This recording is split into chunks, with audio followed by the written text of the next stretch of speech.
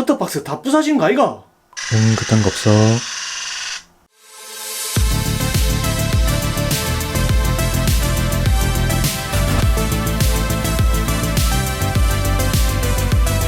반갑습니다. 장비병 환자 여러분, 장비병 환자 장병환입니다.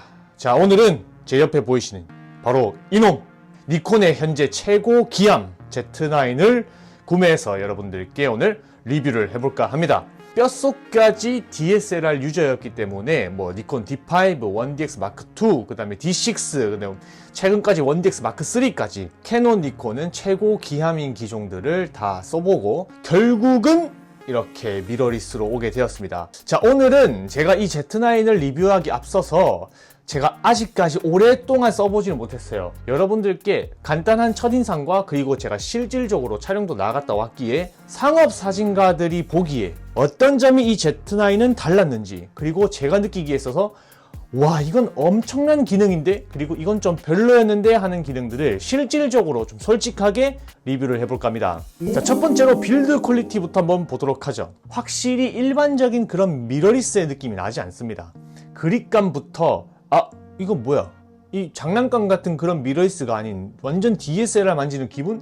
약간 그 정도의 그립감과 바디의 이 묵직한 신뢰성을 보여줍니다. Z9은 일단 만듦새부터가 저를 현혹시키기에는 굉장히 충분했습니다. 하지만 역시나 미러리스였기 때문인가 할 정도로 아쉬운 부분들도 솔직히 좀 있었어요. 이거는 이 그립감 부분은 상당히 좋았으나 버튼 부분들이 조금 아쉬운 부분들이 있더라고요. 먼저 이 조이스틱이 DSLR처럼 그런 묵직한 맛이 없고 굉장히 가볍고, 그리고 약간의 유격도 좀 있습니다. 뭔가 착착 감기는 느낌이 아닌 뭔가 따끄닥 거리는데 이게 뭔가 씹히는 느낌?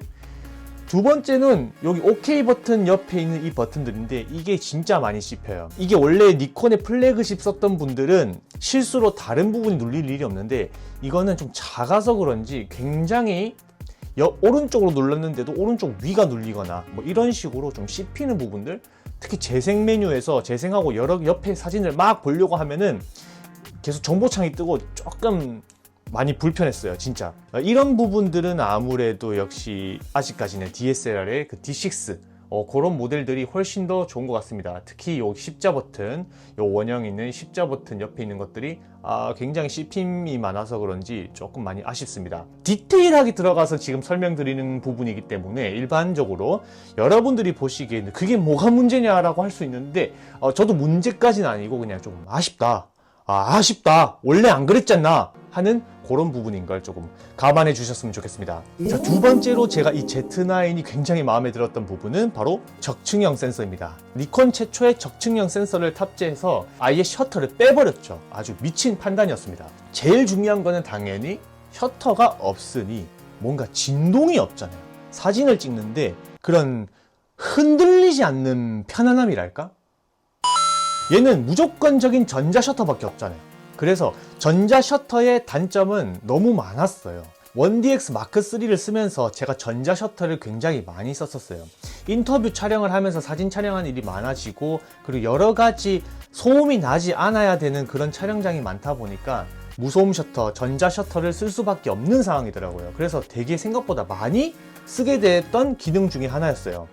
자, 그럴 때마다 굉장히 아쉬운 부분들이 일단 12비트로 뚝 떨어지고, 플리커 때문에 셔터 속도를 일부러 늦췄고, 그것 때문에 결국은 흔들리고 결국은 쓰지 못하는 사진이 굉장히 많았었는데, Z9은 애초에 셔터를 없애고 모든 것을 전자 셔터로 적층형 센서로 만들었기 때문에 이런 부분들이 모든 게 해결되다 보니까 심적으로 굉장히 안정감이 많이 생겼습니다. 셔터를 딱 눌렀는데도 진동이 없으니까 뭔가 안 흔들리게 찍는 느낌, 흔들림이 없는 사진을 찍었다 라는 그런 느낌, 캡처하는 느낌이다 보니까 셔터 속도가 느려도 이건 안 흔들렸다 라는 것을 단번에 알 수 있는 그런 게 바로 이 전자 셔터의 매력이 아닌가 싶습니다. 물론 낭만은 없습니다. 그리고 제가 Z9을 처음 받고 만졌을 때 좀 충격적이었던 부분, 너무 많은 메뉴.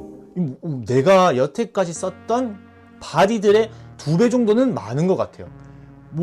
이런 기능이 있었나? 저런 기능은 왜 있지?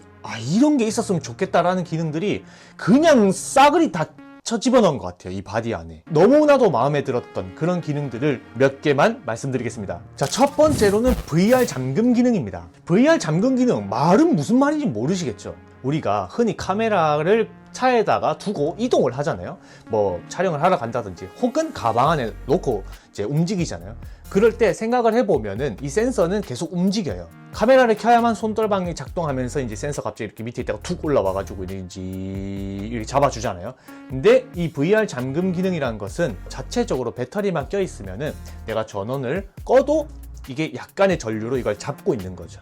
꽤나 인상적인 기능이 아닐까 싶습니다. 저도 늘 이렇게 카메라 가방을 가지고 차에다가 두고 이동할 때 근데 뭐 방직도 이렇게 시계 넣으면 막 이렇게 툭 떨어지는 거 아니야? 라고 생각했던 적이 있는데 그런 부분이나 혹은 또 오프로드나 이런 되게 험악한 그런 환경에서 조금 심적으로 안정이 되는 그런 기능이 아닐까 싶습니다. 자, 두 번째는 고주파 플리커 감소 기능입니다. 아무리 이 Z9이 미러가 없는 그런 적층형 센서라고 해도 플리커는 발생하게 되어 있어요. 완벽히 모든 플리커를 제어할 수 있는 부분은 아니에요.